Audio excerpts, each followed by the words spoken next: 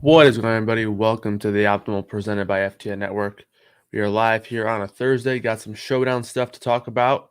Not going to do a recap of last night because I want to spend the full time on the new slate tonight for the Thursday night football slate, Dallas and New Orleans. But hopefully, you guys all had a good night of NBA last night. It was a good, 9-game slate.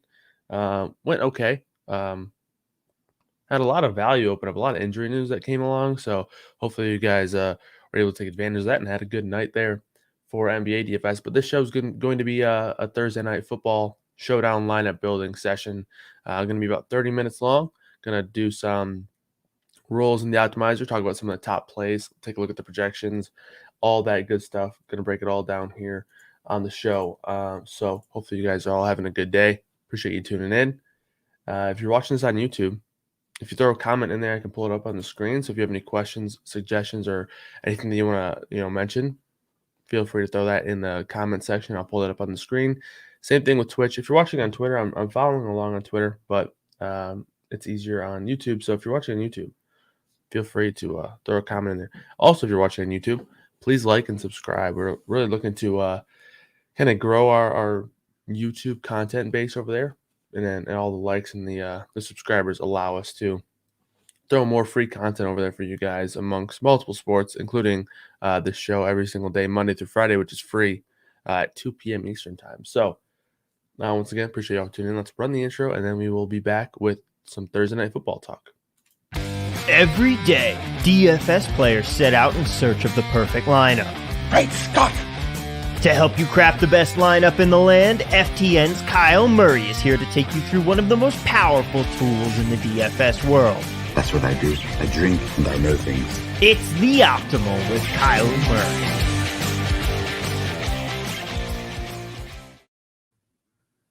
All right, let's hop into the optimizer here. Let me fix the backgrounds. All right, we're in the NFL optimizer again. Get a zoom in. If you guys want to zoom in more, let me know. I can zoom in a little bit more. So Dallas at New Orleans. Some injury stuff. Alvin Kamara is out. Trevor Siemian is not starting anymore. Amari Cooper's questionable, but they did mention he's expected to play. And then as for CeeDee Lamb, I haven't projected in right now, and I believe he's good to go. So that is the injury breakdown. I've already gotten a reply from Mr. Derek Brown on Twitter with a Taysom Hill GIF. I know a lot of people have been patiently waiting for this moment for Taysom Hill to get a start at quarterback this season. Their time is here, and the projections like him. They have him as the top projected player on the slate here. In terms of this game, I don't really have overly high expectations for it being, one with a bunch of fireworks or anything. But I don't know. I don't really it will be necessarily bad. We have some top end talent in terms of some of these Dallas guys. I know that they've been playing kind of a sluggish offensive scheme recently, but it's still been fairly interesting. The one thing I want to touch on in terms of the optimizer, in terms of projections for this particular game, that's kind of tough to factor in, is the Ezekiel Elliott situation, right? There's been talk about them easing back on him, and I didn't know if that meant just not playing him in games or maybe just really severely limiting his touches. Like it's kind of tough to account for that, right? Like, sure, you can scale back his carries and all that stuff, but when they come out and say he's going to be limited and they come out and say he's going to be fine, it's really tough to account for that. So that's a situation where there's a lot of question marks and a lot of variance there, just because we really have no idea how it's going to shake out because of all this uncertainty, thanks to this news of with Jerry Jones going on the radio and talking about it. I feel like Jerry Jones has at least 2 situations a year where he goes and says something on the radio that makes DFS and fantasy players want to pull their hair out.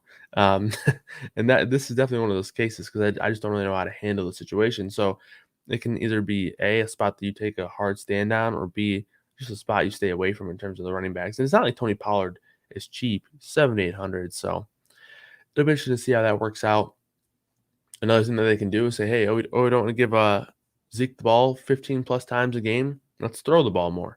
So maybe that's going to happen. It's tough to really know for sure. But let's take a look at some of these projections now here. In terms of top projected players, I already mentioned Taysom Hill up at the top. Then you have Dak And after that, it's kind of it's a pretty significant drop off, especially considering we have a lot of pretty good fantasy producers. We have Zeke just under 15, CeeDee Lamb just under 15, Mark Ingram at 14.5, Amari Cooper at 13.5, Tony Pollard at 11, Dalton Schultz at 11, Michael Gallup at 10, Traquan Smith at 10. You got the kicker, Greg the Leg, just under 9. So, we have a couple of decent options. Let's check out the top point per dollar play. See if we could find any punts down here. Yeah, Kenny Stills, Juwan Johnson, Adam Trotman's out, so maybe Juwan Johnson's even more in play. Again, man, this is just a Debro slate. Debro, I hope you're watching this. If you are, I want you to know you're gonna have a big night tonight. Juwan Johnson and Taysom Hill in play. Those are your guys, man. So watch out for Debro tonight. Mark Ingram projecting as a good value, down to 5K. Obviously, no Kamara. He makes a ton of sense. They did mix in Tony Jones last game, and I think that he will get worked in, but Tony Jones looked awful. I think he had like 16 carries for 15 yards on Thanksgiving. I don't know if it was that bad, but it was very bad. I know they had a tough matchup, but still, it did not look great. And Mark Ingram's looked good in his replacement duties. So I would not be surprised to see Mark Ingram get some more work there tonight. I don't know. I think he's a pretty strong value play, and people might play Tony Jones again because of the fact that, hey, if he does get double-digit carries, at $800, Tony Jones makes some sense, but I think Ingram's the way to go. Let's take a look at the current optimal lineup based on the projections.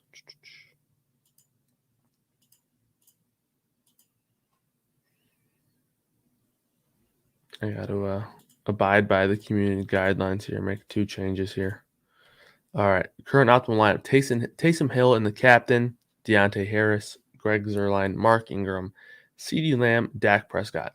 It's actually a pretty well balanced lineup for double quarterback and a quarterback in the captain spot. You don't need a sub 2K punt. You got Greg the Leg, which some people don't like to roster kickers, which I think is makes sense, but in terms of an optimal lineup, like he has probably a higher floor than a lot of guys that are considered punt plays on the slate, so I don't hate it. Deontay Harris has been getting some targets here and there the last few weeks, so don't mind him there either. And with Taysom Hill, we talked about on previous showdown shows where you're talking about these rules that you want to have built out for quarterbacks when they're in your captain. It gets very tricky with Taysom Hill because his value, if he has a big game, might not come from him throwing the ball at all. I know last year when he got some spot starts, he did have a couple of games where he did throw for 250 or so yards. I believe the one against Atlanta, he threw for like 250. But in theory, when you're rostering Taysom Hill, you're probably thinking to yourself, hey, I'm playing this guy with the hopes that he scores twice on the ground, maybe adds 60, 70 yards rushing.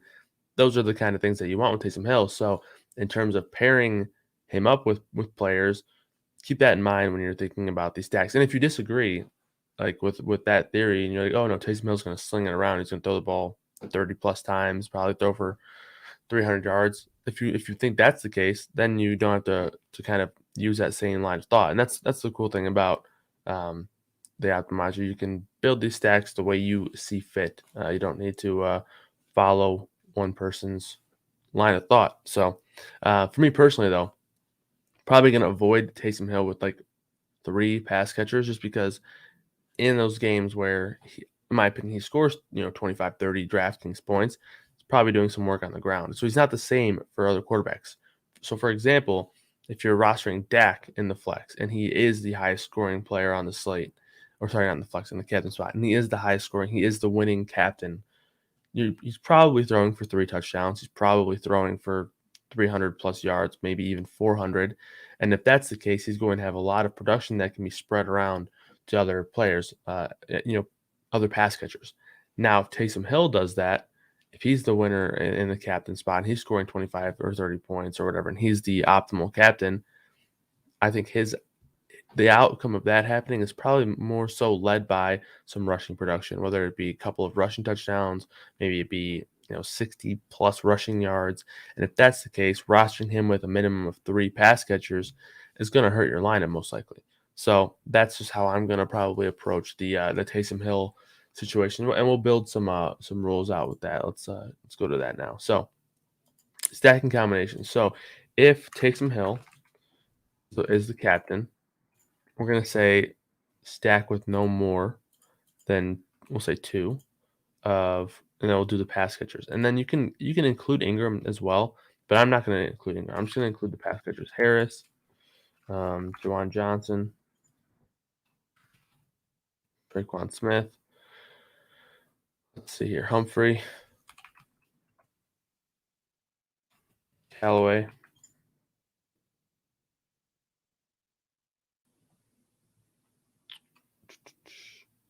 Stills, Montgomery, Net. Okay, so that's going to be what the rule is going to look like for me. I guess I'll put Griffin in there too. So now you can change it. You can say no more than 3 if you wanted to, but for me, like no more than 2 is where I'm at, just because if we're throwing 3 in there, it gets really tough, in my opinion, to have Taysom Hill pay off as a rusher and then have these wide receivers pay off.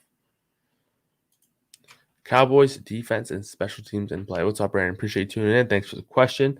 Yeah, I think Cowboys D is fine, but I probably won't. I just don't really play defense in Showdown a lot.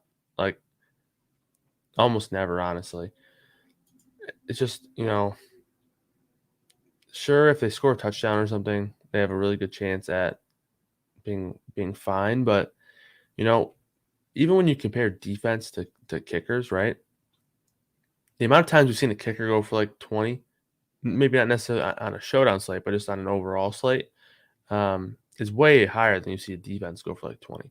So, I get it. They're in a good spot, backup quarterback, and like you just mentioned, without their 2 starting linemen on the outside. But it's just, I don't know. You need a lot to go right and a lot to go really wrong with the Saints offense for a defense to be an optimal, like a tournament winning play.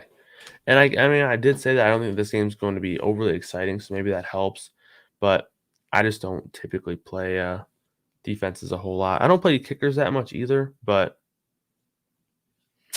I play kickers more than I play defense. So that's just how I feel about it. But I don't think it's, in theory, I don't think it's a bad spot. But again, if you want them to do well, like you need at least 10, right? 8, I guess, probably 8. So I don't know. I feel better about getting that from a kicker or something. It's just, I don't know. I just hate playing defenses. I just think like for a defense, if you're rushing a defense, it just feels like you're just, dying to hold on to points. Like you can always lose those points, and then they really just don't have ceilings.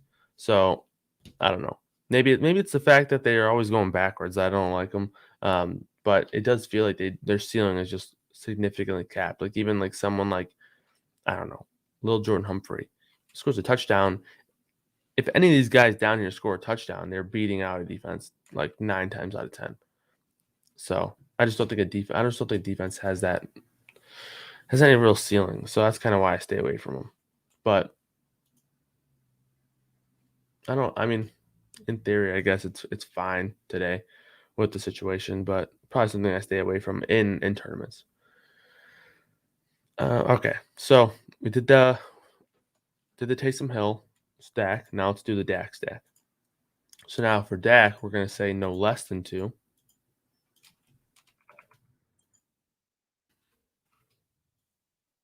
Actually, we're going to say no less than 3. No, we're going to say no less than 2. We're going to say no less than 2, but I think Doc is going to give us 3 more often than not. So Cooper, Gallup, Schultz. Probably don't want Cedric Wilson in there. Oh, he's out actually. Malik Turner, Noah Brown. No, we don't want either of those guys in there. I forgot Wilson got hurt at the end of that game.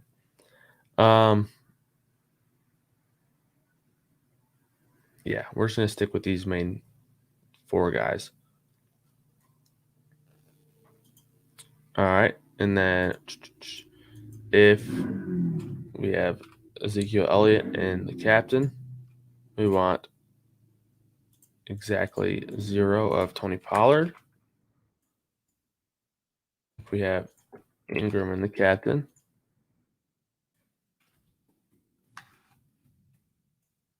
exactly 0 Tony Jones. All right. If we have Cooper, CeeDee Lamb, what can we do one at a time? I forgot. Okay, so we got to do these one at a time. But basically, what I'm trying to do here is say if I'm using these wide receivers at captain spot, I want them here with Dak. I'm forgetting what Gallup that's what it is. All right. Wide receiver rules in. If you guys have any questions on these rules, feel free to let me know. Now, the tricky part is the Taysom Hill one. Because, like, first of all, you're probably not going to get, like, let's see the best projected wide receiver. So, Deontay Harris, Callaway. So, like, those guys probably aren't going to pop in the captain spot a whole lot. But if they do, you probably want them with Taysom. Deontay, and then Callaway. We're not going to do it for, like, Humphrey or anything because I just don't think that they're going to pop in there. Okay, so these are what the rules are looking at right now. We got the 2 quarterback stacks. We had the running back rules where, if we're using a running back from whatever team, we don't want their backup in the lineup. And then we have the wide receiver rules where if we're using a wide receiver in the captain, the MVP spot, we want them to be paired with the quarterback. So a couple other things that we can use here in terms of, so like let's say Dak or something. You can say exactly 0 of the Cowboys D, the Saints D. Like you can leave defenses out with Dak there, and then same for Taysom. Like this is just saying that if a quarterback is going to be an optimal play, probably more likely that it's a shootout, so you can keep those defenses out of there. But these are what the rules are looking like right now. Obviously, you can add more as the day goes on. And one thing that's cool to note is that you can go to David's line or David's article and basically find some rules and stuff like that he's throwing in his article. Every single showdown slate he throws in good ways to strategize around the optimizer and ways to use these specific rules. A lot of people in Showdown, they have really turned to MMing, so those rules are really helpful from David. So shout out to David for those, and I would highly recommend checking those out. So let's run a few lineups here, and then we're gonna take a look and see. We'll run 20 lineups. I guess we can talk about some of these optimization settings here as well. All right. So the flex setting range, not going to touch the fantasy point range. If you wanted to avoid guys like Malik Turner, Noah Brown. Like if you wanted to avoid these super punts in your lineup, you can bump the minimum, but we're not going to do that right now. Salary cap range is a big one. So there's 50,000 available. So we're going to say use at most 48,000 and at a minimum leave 49.9 on the table. So this is saying that every lineup that we build has to leave at least $100 on the table. You can make this 200 or 300. The optimizer is probably going to work some wiggle room in the cap space anyway, just because it's a showdown slate. But I would recommend having it so that way you cannot use the full salary. The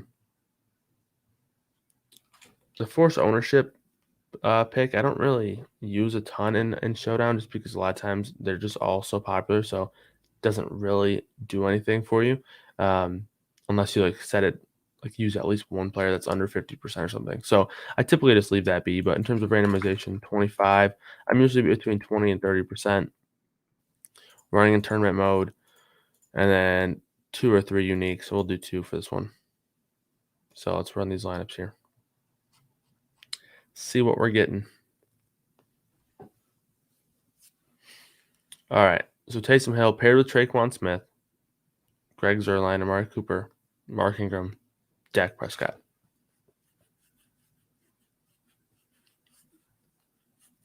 It's not a bad lineup.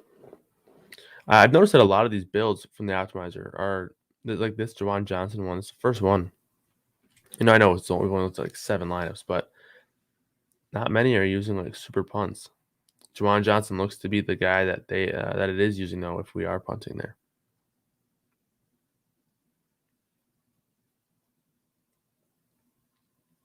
Uh-oh, there's a double kicker lineup. That's trouble. Hopefully Fantasy Guru Drew isn't watching this. I know he loves himself some double kickers. I'm just trying to see if any of these lineups stand out.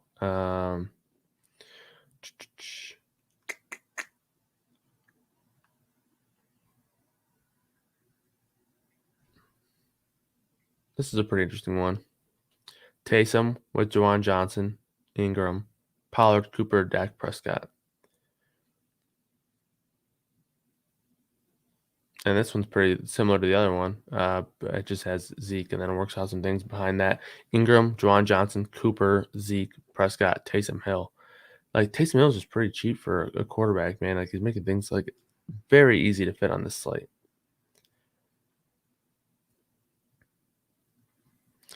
Taysom Hill paired with Mark Ingram.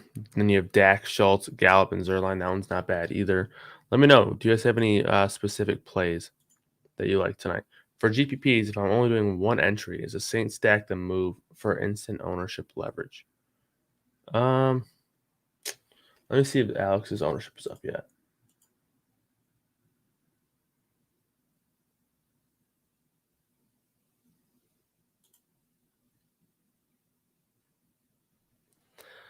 That's a good question. I feel like the pass catchers and all that stuff will for sure be low owned for the Saints. And like I mentioned, like for me, my like personal thoughts on Taysom Hill were to not stack him up with too many pass catchers. So I do agree. Like I think that you will have some ownership leverage there for sure. Like if you're saying Taysom and pair him up with 2 pass catchers and maybe then use Ingram as well. I think that would be some good leverage. So you could do something like, let's see here. Do something like Taysom Hill in the captain spot. And then pair him up with Traquan and Harris. Use Ingram in there.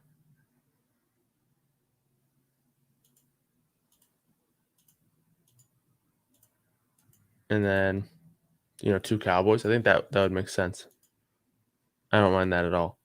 And I do think that would have some good leverage, honestly. I just don't think that I don't think that the Saints overall offense is going to get a lot of ownership. I think Taysom Hill and Mark Ingram will get a lot, but I don't think others I don't think the receivers will get a lot of ownership either. And then you can use Juwan Johnson too as a value stack. So yeah, I think that's a good move.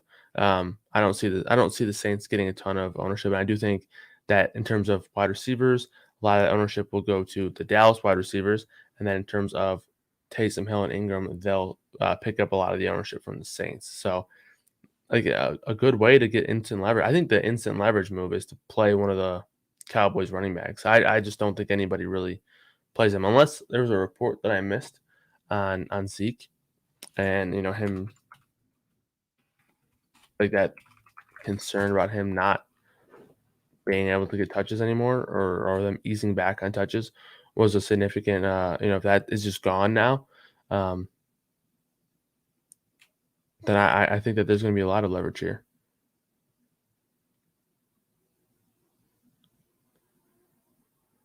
Let's see here. Trying to find some Zeke news, but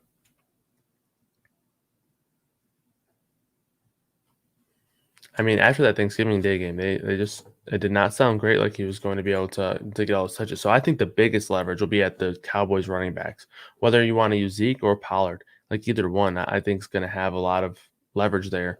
Just because with the uncertainty, I think people stay away from it. And like I mentioned, I think when you think about it, a lot of the receivers for Dallas will probably pick up some ownership. And then a lot of the, I guess, rushing players like Taysom Hill and Ingram will get some ownership.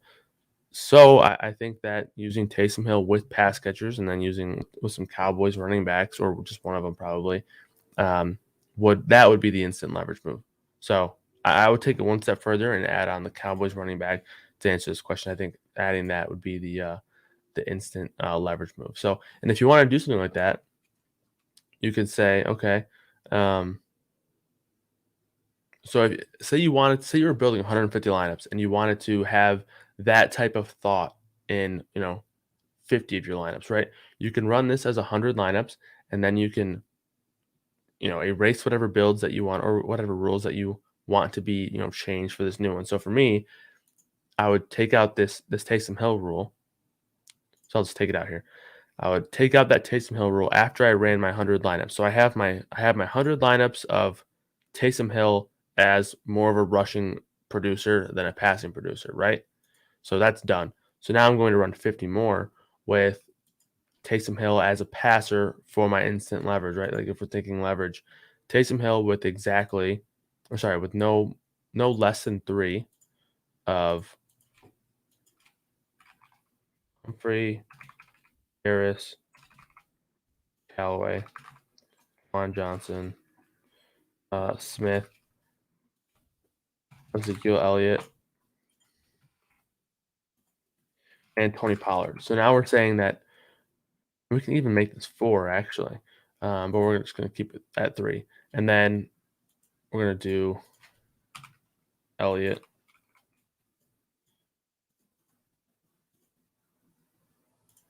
exactly 0 with Tony Pollard, just to ensure that those guys aren't in that stack together combined.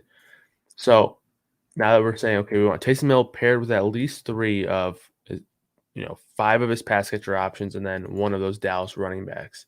So this is just going to ensure that this is our leverage stack, and then we can run 50 lineups here, and then we'll have 50 lineups built this way. And you don't necessarily need to do 50. You can do 10, 15, 20, whatever amount you want. I wouldn't really recommend doing like 5. Like I just don't really think that makes a whole lot of sense to like build, like if you're doing 150 lineups, that's just like such an insignificant portion to where it's not even really going to get the job done anyway. So I would recommend like a minimum of probably like 15 to 20. But in terms of trying to get different sets or different game scripts in your builds, you can chop it up. And let's say you're doing 150 lineups. You can do 50 with game script A, 50 with game script B, 50 with game script C, and then figure out. And with that way, you'd be figuring out how to kind of get these builds with those particular game scripts. And obviously rules would change there. But for this particular instance, we're saying, okay, we built 100 lineups with Taysom Hill as, something that I'm expecting, more of a rushing producer, guy who's, if he has a massive ceiling game, it's probably because he does some work on the ground. After that build has been ran, you then cancel out the first Taysom Hill rule, make the new one with him as a passer, saying we want him to be stacked up with no less than 3 of his pass catchers plus the run backs from Dallas. That's like our leverage stack. So if we're building 100 lineups that way, and then 50 with that leverage in mind, it's a good way to get some unique, builds in those sets. So that's a really good call there by Brandon, and that brought up a really good point on kind of how you can approach different scenarios within these builds by just running different lineups using different rules. And then you can obviously combine all of those lineups into one file and upload them into whatever site. So, all right, that is going to do it for today's show. Appreciate you all for tuning in. Hopefully this was helpful. Got to dive a little bit deeper into some showdown stuff. We'll be back tomorrow to do the full Friday lineup building session and ownership projection preview. So looking forward to that. The ownership projections are up at FTN Daily now, and they'll be updated again today and obviously throughout the weekend. So if you're looking to check those out, please do so. We will see you guys tomorrow. Hopefully everyone has a great Thursday. Take it easy.